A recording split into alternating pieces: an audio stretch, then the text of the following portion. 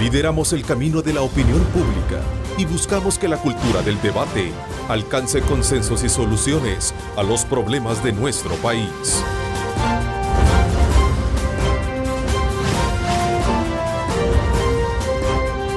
Diálogo con Ernesto López. ¿Qué tal? ¿Cómo están? Qué gusto, qué placer enorme saludarles a ustedes. Gracias por sintonizar Diálogo con Ernesto López en este día martes 13 de septiembre. Un placer enorme saludarles. Bienvenidos a Cadena Megavisión. Somos canales 15, 19 y 21, dándole a usted una cobertura completa con una programación, desde luego, en la que nuestro programa a las 6:30 siempre está colocado de primera mano, que sirve de plataforma para la discusión de temas muy importantes del país, como lo que este día vamos a sostener con nuestras invitadas. Por cierto, hoy martes vamos a hacer un análisis político, así como también del estado de las finanzas públicas en nuestro país, desde la perspectiva que tiene la fracción del Partido Arena frente al estado actual, desde luego de lo que hablaba, y la importancia de establecer mecanismos de diálogo que obviamente permitan alcanzar acuerdos fiscales, entre otros temas que creo que son meritorios que los abordemos, como los acontecidos el día de ayer, que están relacionados con las investigaciones en casos de corrupción pública y el papel de las autoridades. Por ejemplo, el día de ayer, desde luego, ya un tribunal superior confirma que seguirá el juicio contra el expresidente Mauricio Funes. Tenemos también vamos a ver si lo podemos dejar, ordenan liberar a exfiscal Luis Martínez. Es otra también noticia que se conoció el día de ayer. Fiscal General de la República denuncia que patrulla de la PNC quería registrar su casa. Este es un tema también elemental que no puede pasar en el análisis desde nuestras invitadas.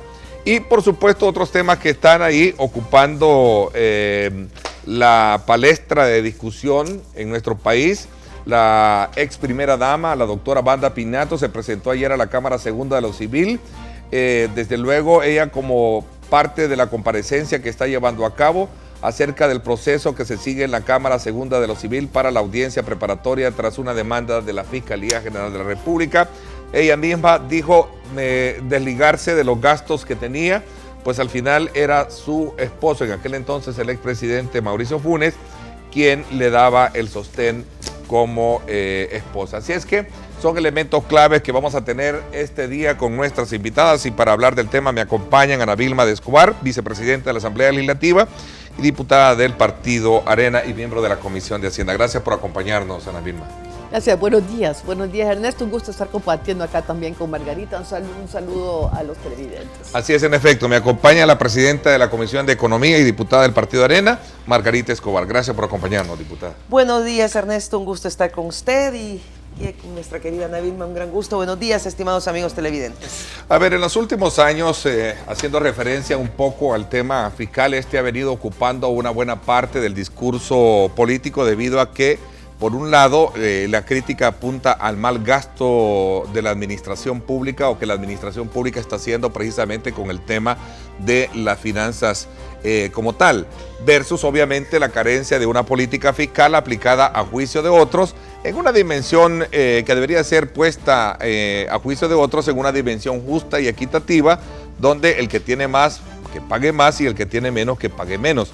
Por cierto, la propuesta del Ejecutivo de crear una ley de responsabilidad fiscal continúa durmiendo el sueño de los justos, al no pasar del discurso a un proyecto concreto, que debería de ser punto y honor también que vamos a tener acá con nuestras invitadas. Así es que desde esa perspectiva también vamos a sumar estos elementos claves que hacía mención en la presentación inicial del programa, que tienen que ver con las investigaciones que lleva a cabo la Fiscalía General de la República en el caso de supuesta corrupción dentro de la administración pública, y otros aspectos elementales que vamos a abordar con nuestro programa. Pero antes nos vamos desde luego con el enfoque primario, con nuestra compañera de labores, Lorena Melara, para que nos dé los detalles importantes que nos van a ayudar a lo largo de esta hora y media a ampliarnos en el análisis con nuestras invitadas. Gracias, Ernesto, un gusto saludarte a ti y a las diputadas que te acompañan. Como ya lo manifestabas, las finanzas del Estado cada vez están más apretadas. Y en este sentido, una de las últimas medidas adoptadas por el Ejecutivo es una nueva focalización del subsidio al gas propano y la electricidad. destinándolo, según manifestaron, únicamente a aquellos sectores más desprotegidos. Veamos. A través de la tarjeta solidaria, el gobierno se ahorró el año pasado $46.2 millones en el subsidio al gas, sumando un nuevo recorte de más de 30,000 familias, mientras en la energía eléctrica, 148,343 hogares y entidades ya no gozarán del beneficio. Nosotros ahora estamos trabajando en una proyección del presupuesto 2017 que, como todos han dicho, necesitamos garantizar que cada vez tengamos un mayor equilibrio entre los ingresos y los egresos. A través de un estudio han sido excluidos los usuarios que pueden cubrir el monto, como empresas, iglesias, ONGs y otros, medida que algunos consideran inadecuada. La energía es la materia prima de taller más pequeño que existe en una casa, y si la cantidad que han dicho que le van a quitar el subsidio es esa cantidad más grande, pues lo que va a pasar es que todo va a volver a incrementar aquí en el país. Están haciendo un error grandísimo. Entre las recomendaciones del Fondo Monetario se plantea la eliminación de los subsidios, al tiempo que también se batalla con el escalafón del sector salud. Ernesto, cabe mencionar que aunque existe un fuerte debate sobre qué otras medidas económicas se pueden tomar, el Ejecutivo y el Legislativo no logran acuerdos frente a un pacto fiscal. Con esto vuelvo al estudio. Adelante. No se puede uno explicar cómo alguien puede decir me voy de mi país porque tengo asilo político. Aquí no estamos en el campo de un asilo político, que es un mecanismo, es una institución de naturaleza política. Aquí estamos en el ámbito de la corrupción. Y si además vemos este último elemento en el cual se altera un documento en la sección de notariado de la Corte Suprema de Justicia, podemos ver que los tentáculos de la corrupción han llegado bastante profundo en El Salvador. Por esa corrupción institucional, física y moral es que el pueblo está tan pobre. Por esa corrupción es que le están quitando el subsidio al gas a más de 30,000 familias. Por esa corrupción el 14% de las familias que reciben subsidio a la electricidad les están quitando ese subsidio a la luz. Y recuérdese que logramos detener con muchas acciones políticas el aumento a la energía eléctrica que le querían hacer al 13% para llevar más dinero a las bolsas. La economía del buen vivir del FMLN se refleja en todos estos casos que estamos viendo, pero que se encuentran en el ámbito de la corrupción, investigación por presunción de enriquecimiento ilícito y otros 5 delitos que persigue la Fiscalía en el caso del señor Funes, que fue el primer presidente del FMLN. Arena está pidiendo unas CICIES, que vengan, que nos ayuden a combatir la corrupción, venga de donde venga. Pero la sociedad entera debe manifestarse en un total rechazo a la corrupción que está en el país. Que una patrulla llegue a la casa del señor fiscal general es inaudito, es insólito, y lo condenamos y le exigimos al presidente Sánchez Serén que lleve hasta las últimas consecuencias la investigación dentro de la corporación policial, esto que han hecho con el fiscal general. El responsable de tener el monopolio de la investigación le es casi investigada su casa y a nada, porque entiendo que hubo intento, no fue... Mire, y a mí también lo que me parece inaudito es la negación de los hechos por parte del FMLN, como si no estuviera sucediendo nada. Nosotros le decimos al señor Funes, regrese a El Salvador y venga de la cara y rinda cuentas. Si usted en un marco de debido proceso comprueba su inocencia y toda la aplicación de los principios universales de justicia, pues... Pero él aduce correr peligro porque a conocimiento de él, grupos relacionados con la derecha en el país, relacionados también con su partido, decía, lo habían amenazado de muerte y corría peligro no solo la vida de él, sino que también de la familia. Asumo un poco la versión por la cual se sitúa este tema que usted ha traído a colación, de regresar y él comparecer ante la justicia por los señalamientos que se le hacen. Mauricio Funes no es un perseguido político, porque implicaría que el FMLN le hubiera mandado patrullas a la casa de Mauricio Funes al igual que lo está haciendo con el fiscal general de la República.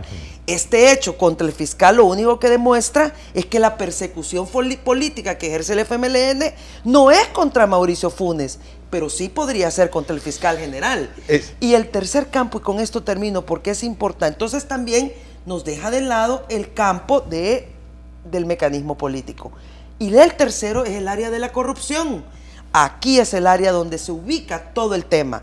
Mauricio Funes está investigado por peculado, por malversación de fondos, por negociaciones ilícitas, por tráfico de influencias. Claro, en el pasado usted fue víctima también de ese tipo de agresiones verbales. Y muy Sigo serio. Exactamente. Muy serio. ¿Cómo valoran entonces ustedes ahora esta discusión que se tiene, donde incluso textualmente se lo dijo a un medio de comunicación el expresidente de la Corte? Todo esto es un invento de esta señora Lengua Larga, refiriéndose a la presidenta de la Asamblea Legislativa. ¿Qué piensa? Mire, yo no soy partidaria de la utilización de frases peyorativas o que adjetivicen a nadie, ni hombres ni mujeres. Yo creo de que el respeto a la persona debe de mantenerse siempre. ¿Qué es lo que sucede con el FMLN? Fabrica la verdad, siempre. El FMLN está constantemente queriéndose convertir en la agencia de noticias del pueblo salvadoreño. Aquel que fabrica la verdad siempre de acuerdo a su propia conveniencia. Imagínese que dice una diputada del FMLN: sabíamos que había orden de captura contra Mauricio Funes. ¿Cómo es que el FMLN puede decir eso y todavía aconsejarle que no venga porque lo van a agarrar preso? Está el tema de fiscal, que sigue siendo obviamente el punto de partida para poder crear o creer que podemos de alguna manera superar esta situación, Ana Vilma. Ernesto, este es un país pequeño y los salvadoreños debemos estar conscientes de que se puede arreglar. Sin embargo, le ha quedado grande al FMLN la función de gobernar. Ellos, por mala gestión, por no poder administrar la cosa pública, estamos en esta situación tan grave. Yo quiero que los salvadoreños tomemos conciencia de que quizás esta es la situación más grave que el país ha vivido en su historia. Estamos realmente al borde de irnos al precipicio, de no poder sostener, no se pueden hacer los pagos.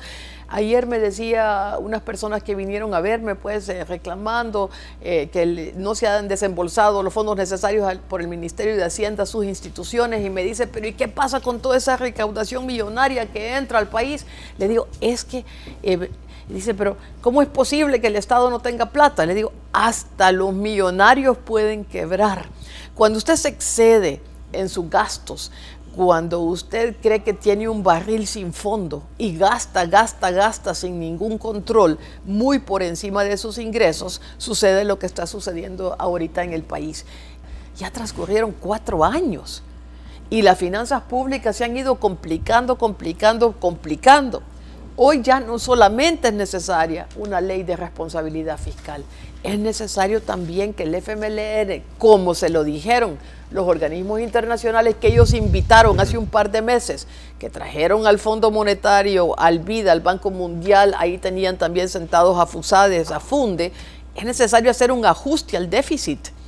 Y si no hacen ese ajuste al déficit, la ley de responsabilidad fiscal es letra muerta. El gobierno del FMLN invitó al Fondo Monetario Internacional. Esta es la verdad. Aquí tengo el documento. Esta es la verdad, pueblo salvadoreño. El FMLN invitó al Fondo Monetario Internacional a venir a El Salvador. Y en el informe dice: El Salvador presenta importantes desafíos macrofiscales. Un ajuste fiscal parece inevitable para equilibrar las finanzas públicas. Lo dice el Fondo Monetario Internacional, no lo dice Arena. El que tiene que pagar impuestos, que los pague, porque habemos muchos que pagamos nuestros impuestos y lo que se quiere es que todos aquellos que tengan que pagar cumplan con la ley. El tema de la evasión fiscal, de la elusión fiscal, del contrabando son realidades que subsanar. Y nosotros consideramos importante apoyar cualquier esfuerzo que se haga por cobrar los impuestos que se tienen. Hay que separar lo que son las deudas que ya están en firme, las obligaciones en firme, y aquellas pues que están todavía determinándose si verdaderamente la persona, el ciudadano, debe esos impuestos o no debe esos impuestos, porque hay instancias que le permiten apelar lo que el Ministerio de Hacienda le ha El dado. fisco quiere cobrar impuestos en mora antes de demostrar que estos realmente han sido evadidos. Esa es parte de la esencia de la discusión. El Ministerio de Hacienda presentó en primer lugar una ley de cobro coactivo donde se violan garantías constitucionales. Usted no puede saltar instancias, y si no se ha declarado que la deuda está en firme, entonces todavía no puede usted violar la garantía y cobrarle al individuo. El día de ayer estuve en el Mercado Central y fue generalizado el descontento de la gente porque les han quitado el subsidio a la electricidad y al gas. ¿Cuál es el problema de esto? Primero, ¿cómo es posible que los salvadoreños estén pagando 24 impuestos más, pero reciben menos servicios?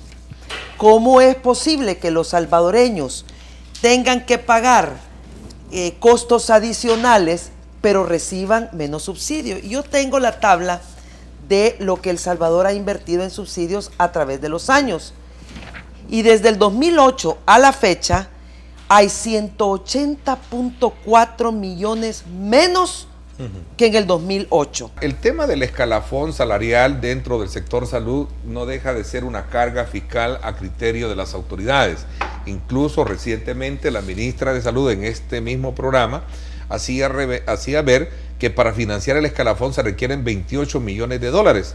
Situación que en algún momento deja al descubierto de que es el gran reto que para poderlos sostener se tienen que hacer los ajustes pertinentes.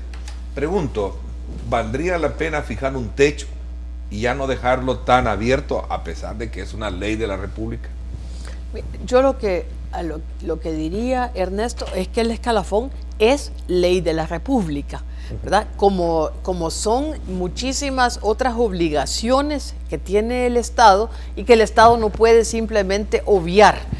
El Estado lo que tiene que hacer en este momento, el gobierno tiene que hacer una revisión de cómo está todos sus gastos, cómo están sus ingresos, qué es lo que va a poder pagar y lo que no va a poder pagar. Pero cree que esa es la propuesta que hacen ustedes? Decidir en un momento dado, no voy a pagar el escalafón, no es una cuestión aceptable. O sea, ¿se puede creer que esa es la propuesta? ¿Cuál es o en pocas palabras, cuál es la propuesta que ustedes hacen para que de alguna manera se pueda paliar esta situación? Lo que nosotros hemos dicho siempre es que el presupuesto de cada año debe reflejar verdaderamente cuáles son todas las obligaciones que tienen y cómo se van a cubrir. Aprendan a poder escuchar independientemente de las valoraciones cercanas que puedan tener hacia la ideología de ustedes. Alguien dice acá, bueno, dice Manuel Guardado, ya no volveré a ver a Ernesto por las personas.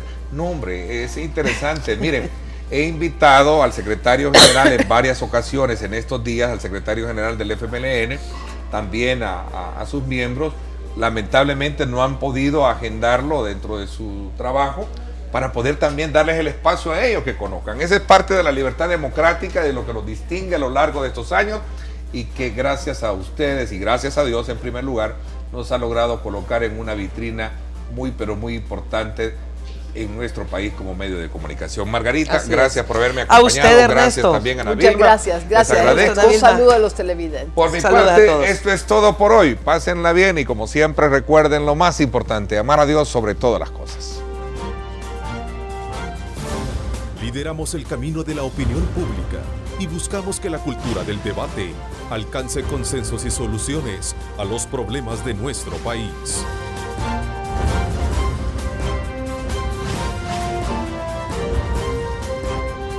Diálogo con Ernesto López.